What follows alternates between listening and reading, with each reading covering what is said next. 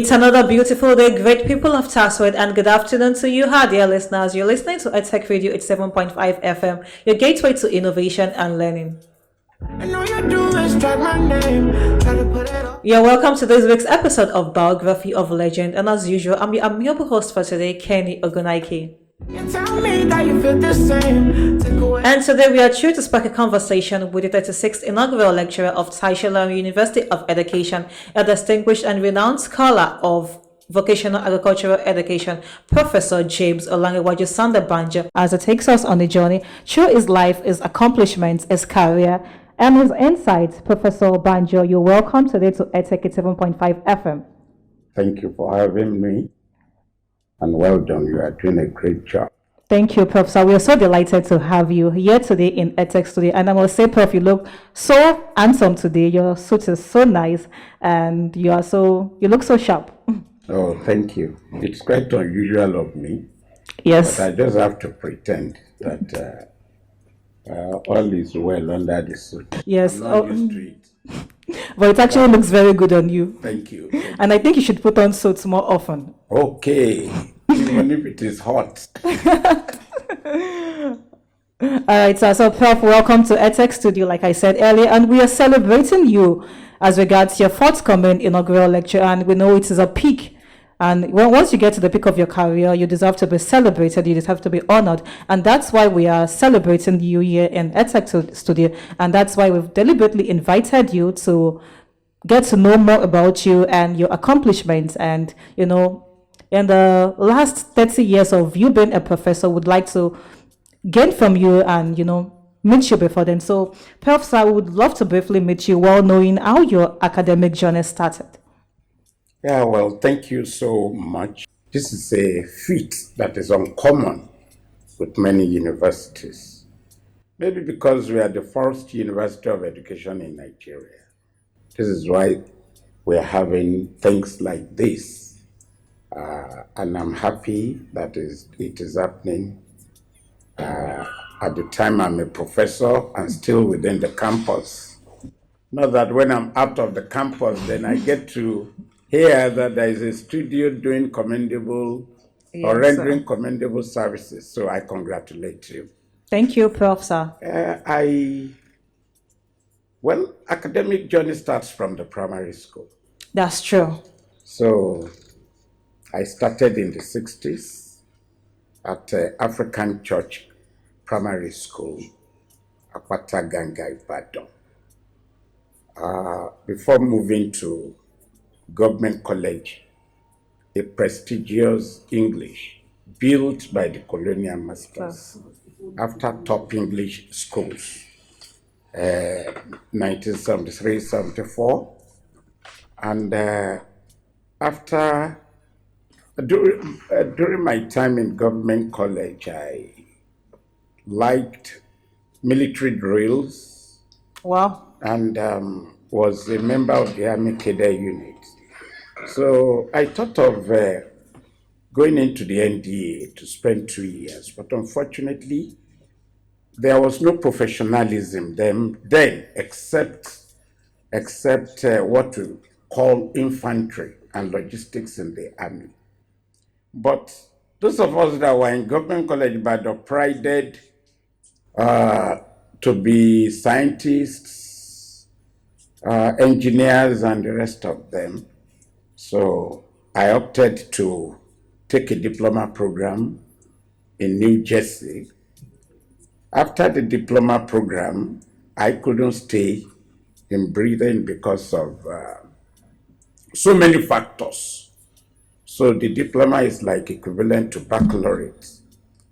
After that, I went into teaching, then went to the Federal College of Education, Obudu, Cross River State, affiliated to University of Calabar in the early 80s, then to University of Calabar, where I had my NC and B.Ed, then came back and started teaching until around 1995 or thereabout, when I enrolled to travel out to, when I enrolled with the Commonwealth, for the Commonwealth Scholarship. Unfortunately, we lost out because of the notoriety of Abacha regime. Nigeria was Nigerian factor. suspended Wow. amongst the Commonwealth of Commonwealth. Nations, so we couldn't go. But we were eventually compensated by national scholarship called the Technical Teacher Training Program Scholarship, tenable by me at the University of Nigeria, Nsukka. So I had my master's and PhD degrees in vocational agriculture from the University of Nigeria, Nsukka. Nsukka. Then came, I was in Nsukka briefly teaching in the university until the university, this TASRED was created in 2005. So I eventually reported after being employed here in TASRED in February 2006. And since then I've been here as lecturer too there. Before transitioning to the college. You've No, been here before then? No. It was when it became a University that you came, not during the college not days. during the college. Wow.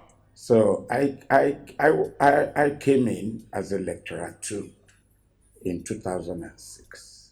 And I've been here since then. Since then. To the glory of God, getting to this cadre of being referred to as a professor.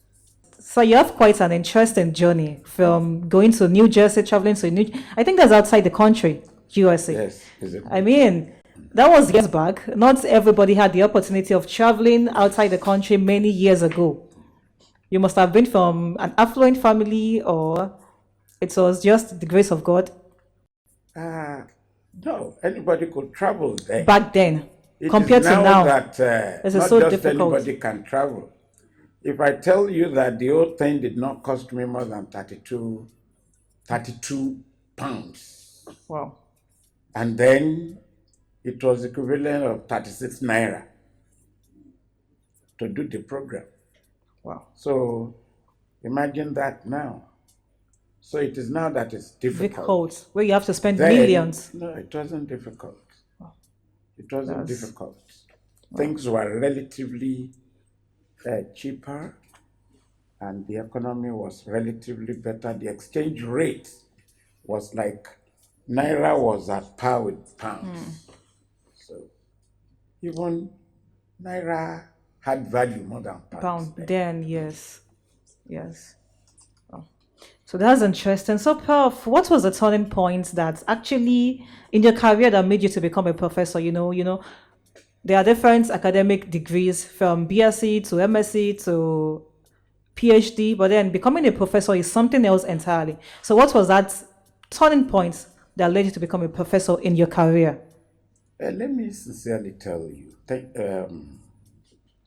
since when I was in the secondary school, the turning point of my life was the secondary school I attended. I can say I'm one of the privileged few in this country to have attended Government College Ibadan, where the interview alone takes 3 days, and Government College selects best of the best students from all over the world.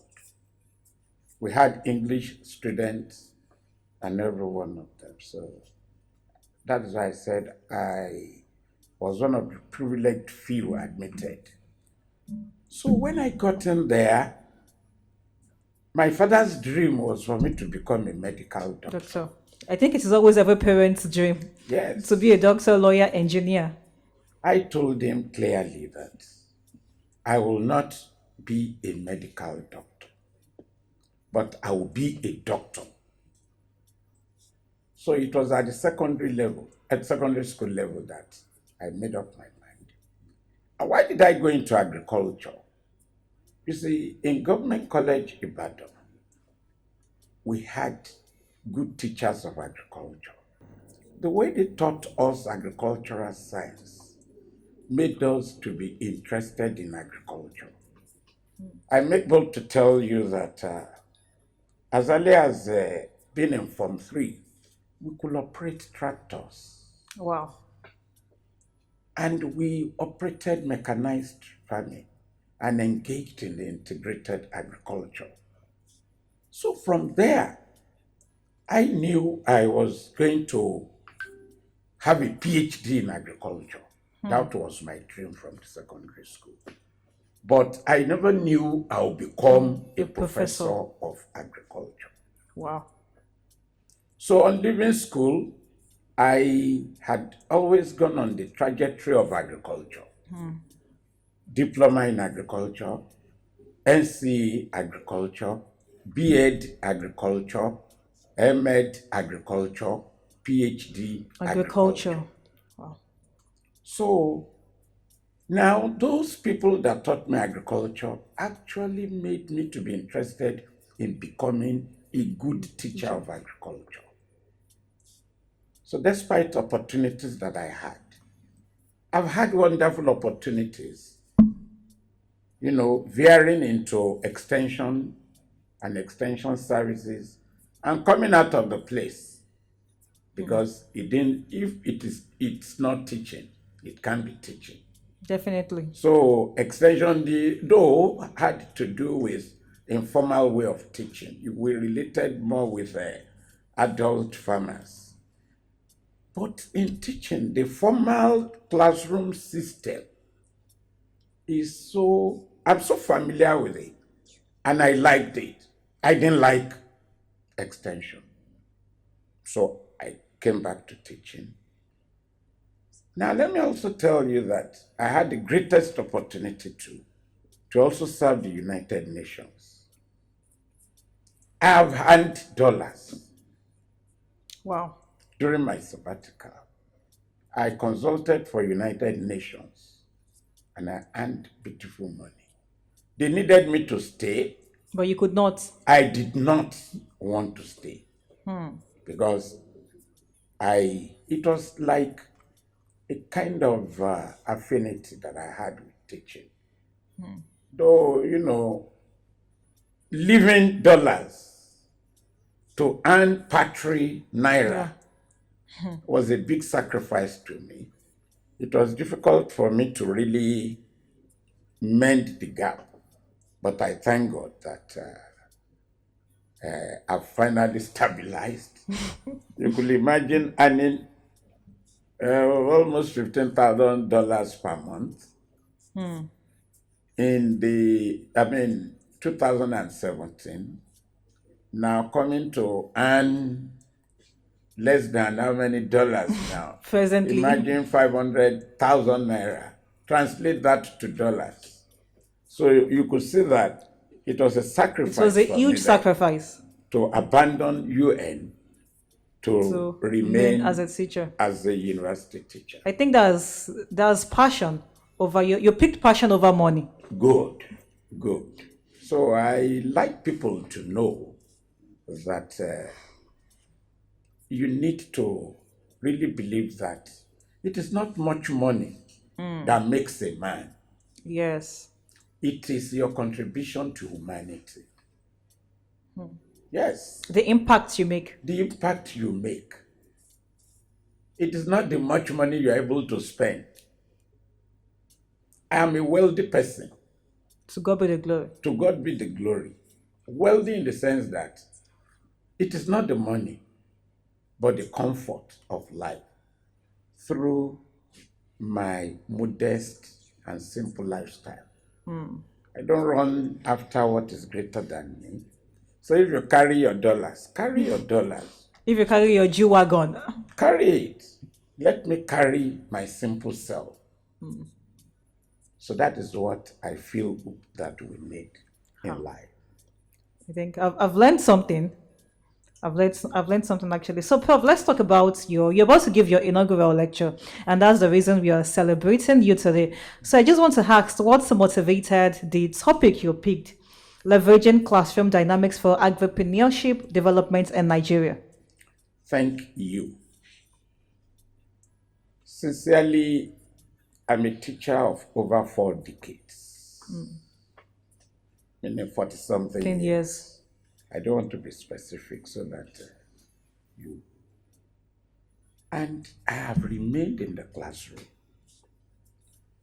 The teacher of agriculture, when we started, we were used to traditional agriculture in the country, where we taught agriculture having in mind the traditional agriculture, which you call entrepreneurship.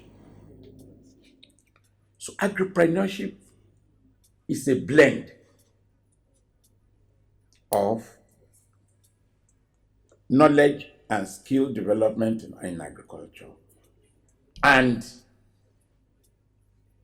how to do business in agriculture. Many people are out there doing business who doesn't have knowledge About the business. about what they are doing. In the universities, we have graduates who have the knowledge, who have the skill, who have the right attitude, but cannot go into business of agriculture because there exists a gap. So my lecture, which is a product of over 4 decades of the classroom, feels that we have to be dynamic Yes. with the use of classroom. Bring in smart agriculture approach, which involves the use of technology. Bring in the stakeholders, the community, the government, the students, the parents, everybody together. Let us make agriculture to be more affectionate, to be more sexy. So that the Gen Z that we are breeding in classes now, in schools, will not see agriculture and what is it? So that they will fall in love. They will fall in love with it. And when they graduate, they will enter into business of agriculture, make gain in agriculture, and become self-reliant in agriculture. So that is what the lecture is trying to promote and telling the teachers of agriculture that we need to be dynamic in view of the fact that agriculture provides employment for over 70% of Nigerians. And we have seen that more than 33.3% of youth who are graduates of agriculture are the people in agriculture. Less than. Where are the remaining? Because the acumen of doing business of agriculture is not there. So it's like a missing link. The society is missing what they should be gaining through the classroom. The classroom should be a mini society, but we are not operating it like that. So we should change from the theoretical approach, which is linked to traditional agriculture, to a more dynamic practical approach. Yes. That will help to combine not just practicals, but business of doing agriculture, so that the society can benefit from the classroom and make agriculture to be more productive and relevant. So it's like an evangelist trying to gain graduates, the youths, into the world of work of agriculture through the proper use of the classroom in line with the current technology and smart agriculture. That's beautiful. That's wonderful. I wanted to ask you that, Nigeria presently there are no jobs, youth are struggling to get jobs. I wanted to ask you that how do you think agriculture will impact people presently? And we just transited into a federal university in Taswood, and how do you see this, your area of interest, agriculture, actually impacting lives? I wanted to ask that earlier after asking the question, but then I think you just answered the question also when you were talking about your inaugural topic. I think you've answered that already. Thank you. So thank you very much, sir, Prof. Sir. So we would like to take a few musical break. When we're back, we'll talk on more interesting topic. We'll be talking about your personal life. So let's take a break for a while. Cause in my mind, I'm Superman, I you Lois Lane. You tell me that you feel the same. Take away all my pain, I won't feel the shame. In your mind, you only guess I got fame. Welcome back. You're still listening to EdTech 7.5 FM, your gateway to innovation and learning. And we have Professor Banjo here in EdTech Studio telling us about his life and his accomplishments and giving us a tip on his forthcoming inaugural lecture. Professor, you're still welcome to EdTech Studio. Thank you, Kenny and the crew. Yes, sir. So, Prof, we would like to, you've talked about your career. Now we want to know more about your personal life. That's if you're willing to share with us. I have moved from one level to the other and to the other and to the other. When I was younger, I was brought up by my maternal grandfather, who was an herbalist. Herbalist? Herbalist. We were in the village, Ijebu, Imoshin, Iwasi, to be specific. My mother was a kind of interstate trader.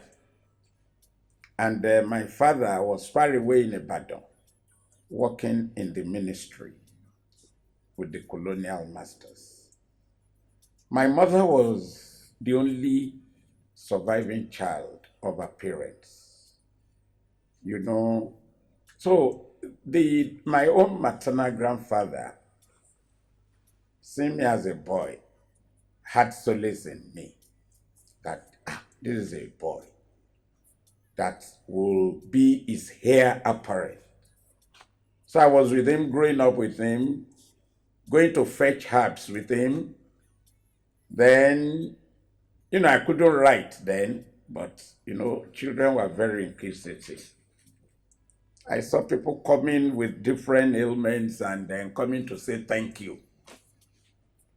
We ate chicken, we ate guinea fowl and the rest of them. If I still think back, go memory lane, I'll remember the many feasts. So my mind was fixed to herbalism. So you wanted to be an herbalist before? Now, maybe because my father sensed what could happen, leaving me in the village with my father, with my grandfather. He came and picked me to Ibadan. And when I got to Ibadan, my father was a woodworker in the Ministry of Education. He was an instructor, woodwork instructor. He goes to work every morning. But because he was trained by the Germans, he had a woodwork shop, near his house. Big one. He got jobs, contracts that he employed woodworkers, carpenters to come and so they worked every day in the industry. So the moment I go to school, come back, I had no other place to go than to go to the woodwork shop to go and do what? Help the carpenters, hold this, assist them in doing this. So until they now close and go in the evening, maybe around 4 or 5. So from herbalism, my mindset changed to what? Carpentry. Woodwork. So that was what I was doing. That was the regimented movement, school, home, school back to woodwork shop. So when the common entrance form was out, I did not tell my dad because my mind was fixed to woodwork again. Like Jesus took after Joseph, his father. So I thought I was going to take after my dad. Well, on this fateful Tuesday, my father came to my primary school. I didn't know. I just observed a kind of the body language of my teacher and my father. But I wouldn't understand. I was sitting in my place in the class. So until my teacher turned to the rest of us pupils and asked some of my classmates to bring out benches.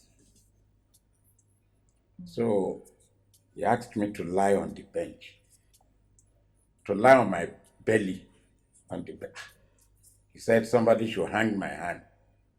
2 people should hang my 2 hands. It was then he brought out horsewhip and started thrashing me. Did you tell me about common entrance form? I exclaimed ignorantly. So I thought I was going to be a carpenter. That infuriated him the more. He beat to the extent that my classmates were weeping. And my class teacher, didn't feel too good, was begging. That's okay, Mr. Banjo, that is okay.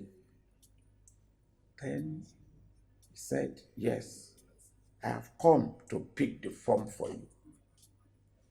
I'm now waiting for you not to pass again. Then you will know what will happen. That was an episode that reset my brain. Right. To the glory of God, all the, before you could gain admission into secondary schools, we did common entrance for the public schools. Then we went into individual private schools to do so. I had already done for St. Anthony's Grammar School, Ijebu-Moshi. Paid, what do they call it? The first money you pay to, as commitment fee, acceptance.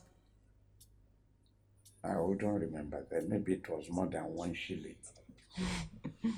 So that was when my father started to show. I could observe from the countenance of my dad that, okay, he started to smile at me. We went to Kingsway. He bought all the things I was bringing to St. Anthony's to resume. That was when the letter of interview for Government College Banjo came out. So all the things I bought for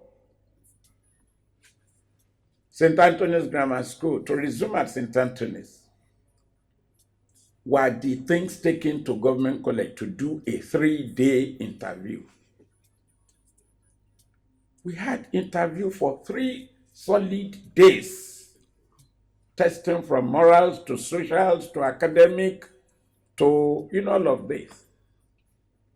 Eventually, I was admitted. I was one of the 102 students. No, 105 students that were admitted. And I make bold to tell you that Government College Ibadan has been a school between 1970 and 1980. All the research stations in Nigeria, all were manned by old students of Government College Ibadan.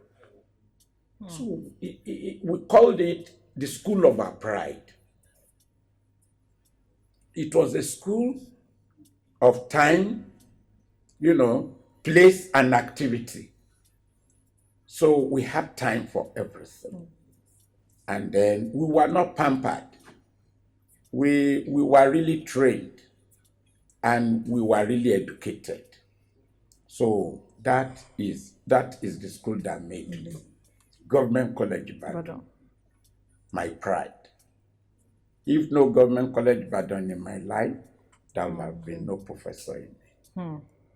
So you hold your appreciation to the school also. Certainly. And that is why we give much back to the school. Yes, it is necessary. Yes. Because they've made you. Sure. So, Prof, how do you balance the demand of your personal life and that of your job? I'm sure you have other things you do aside being a professor. So how do you balance the two, your personal life, social life, spiritual life, different things together? Certainly. Thank you for that question. It's always been a wonderful attempt. You know, I'm going to talk about religious life. I'm going to talk about social life. I'm going to talk about community life. Okay, let me start with the community life. I'm a community leader. I am the Ashuju Bale of my community, like de facto Bale. My father was a Bale. An uncle is currently a Bale, but away to the US. And he has been there. He has to be there for such a long time because of his health. So I am the de facto Bale overseeing the community. I am Oluomo of Lodo Ijebu-Moshi. I'm well connected to the grassroots, and I take part in community development programs.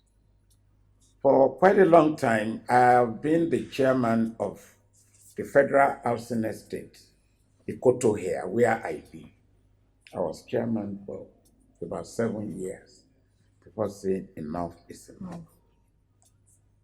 At the church level, I was the president of 4 Catholic men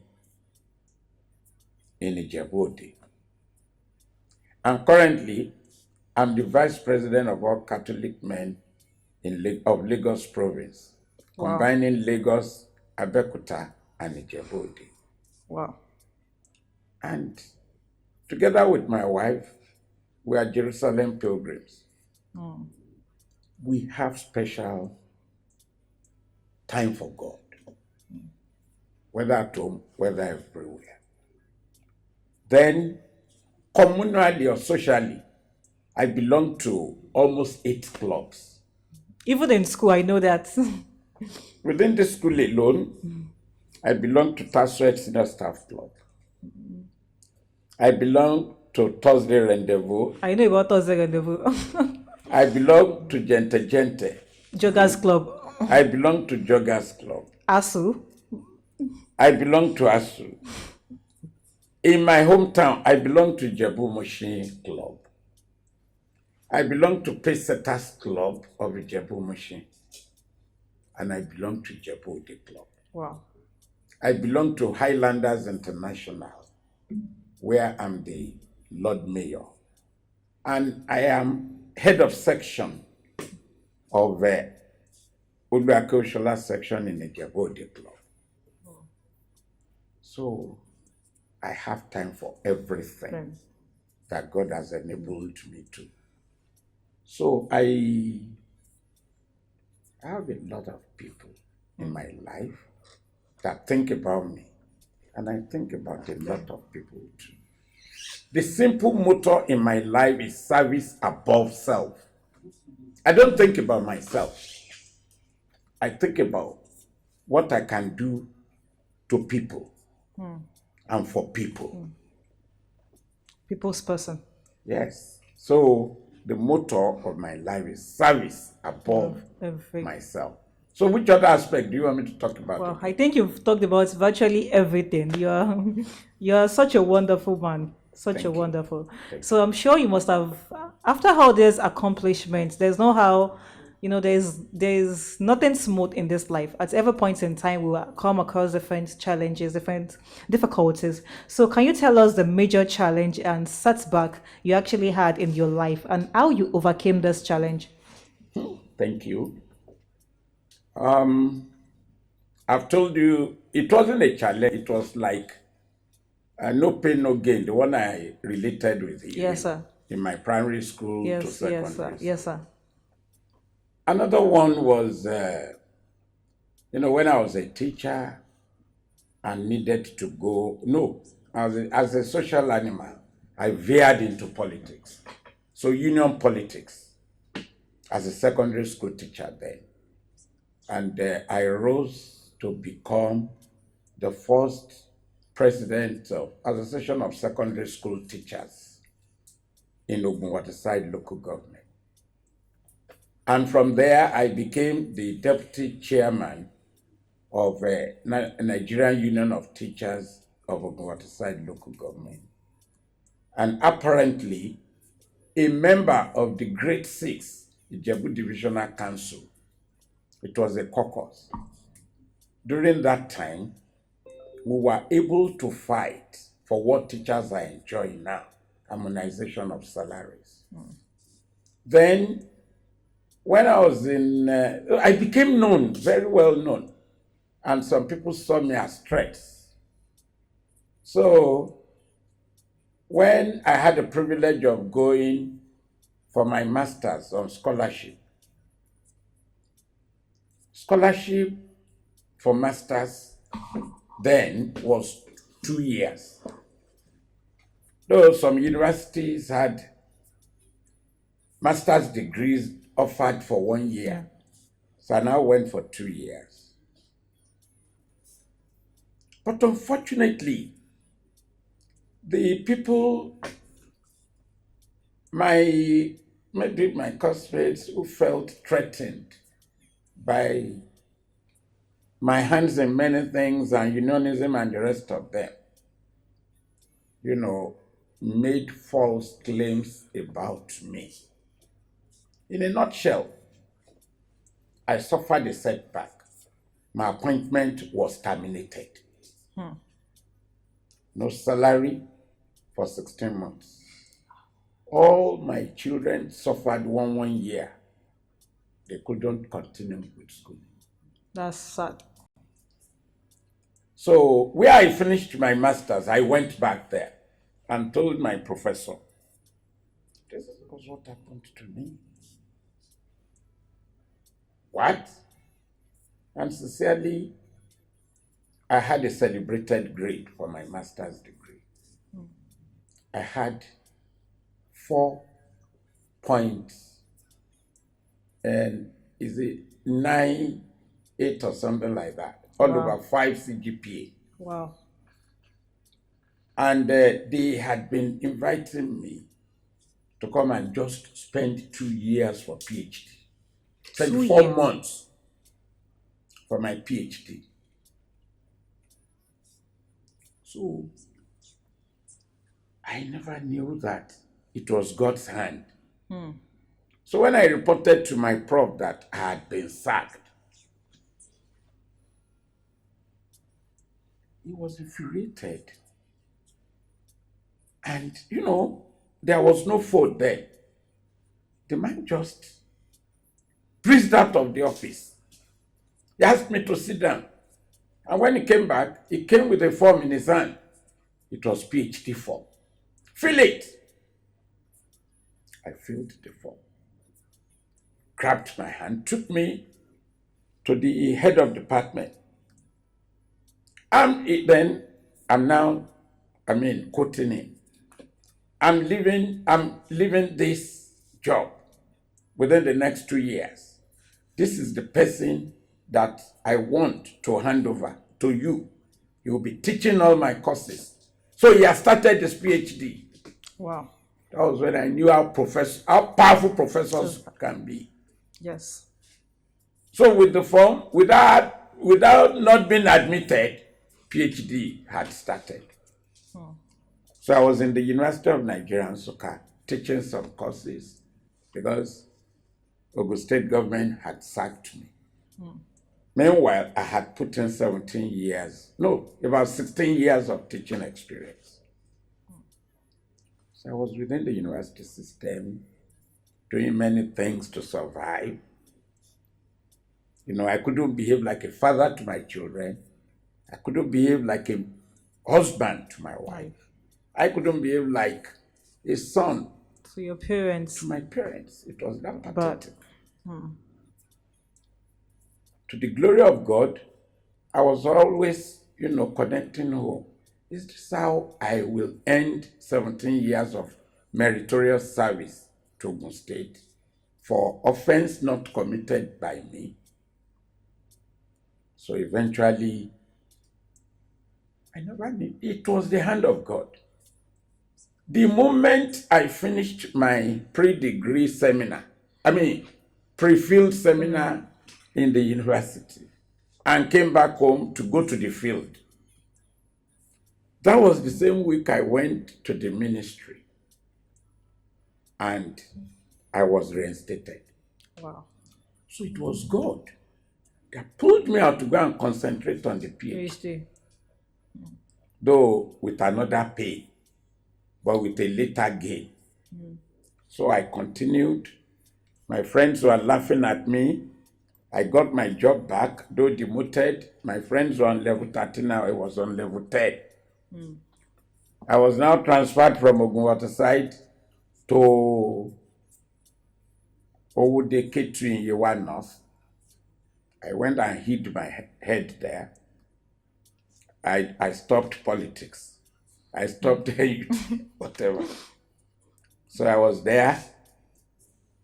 It was there that I completed my PhD as a secondary school teacher. So when another administration now came, they recognized my hard work, pulled me out from the obscurity that unionism has put me to, or whatever, gave me my rightful position and posted me to another school close to, in Imagbon here in 2002. There I was, with my head low. Then Dr. J.O.S. Banjo, working as a teacher in the secondary school until this university was created in 2005. Then I joined this university. So all that I couldn't do in about 5 to 10 years in the past, God assisted me. And my working here, my PhD, came with so many opportunities. And I was known all over the world. So as I'm talking with you, I'm just a university teacher here. I'm currently on sabbatical to University of Calabar. Wow.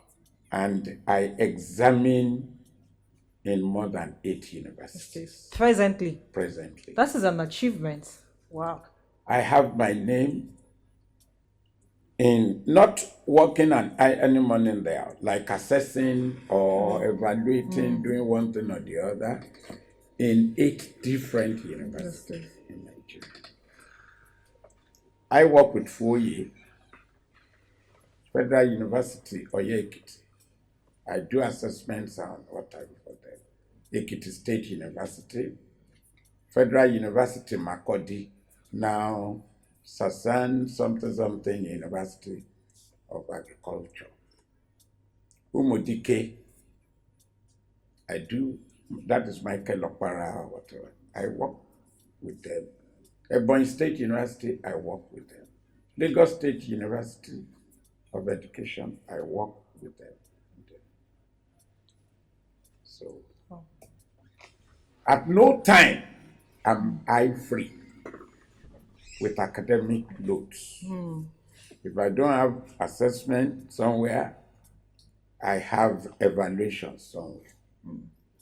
And if I don't have that there, I have many things to do. So that is why I don't waste any bit of my time. Yes. I don't sleep too much, but I must make sure I sleep for at least 7 hours a day. And I don't waste my evenings. That's the time I sit down with friends, because I believe that best brains are preserved in alcohol. That's necessary. Wow. So I'm a pure club breed. Social person. Yes. Wow. That's wonderful, Prof. Sir. So the very last question, what should we expect from your inaugural lecture? It's a turnaround for teachers. Yes. A turnaround for parents. A turnaround for government. For all of us to see the classroom as a mini society to improve on, so that we can have a breed of youth that will not only read agriculture, Yes. but will be engaged in business of agriculture in order to improve agriculture and then ultimately improving the GDP and becoming self-reliant. That's wonderful. So, Prof, sir, thank you so much for sharing your insights and your experiences with us today. And I must say, it has been very enlightening having you here in EdTech Studio. And we thank you. We wish you continued success in your career and in your accomplishments, sir. Thank you, Kenny. And thanks to the crew. Yes, sir. You made me comfortable and you were able to make me speak so much. Talking is my hobby. Yes, talking is your hobby. And I'm sure you must have enjoyed yourself. Yeah, really. Yes, sir. Yes, sir. So thank you so Keep much. it up. Yes, sir. So, dear listeners, we've gotten to the end of today's interview with Professor Banjo, and this is to officially and cordially invite you to Professor Banjo's inaugural lecture coming on the 4th of September 2025 at the TEDFON 2012, all of the Ijagon campus. And we hope to see you all there. And thank you all for listening. Until next time. Attention that the other girls give me.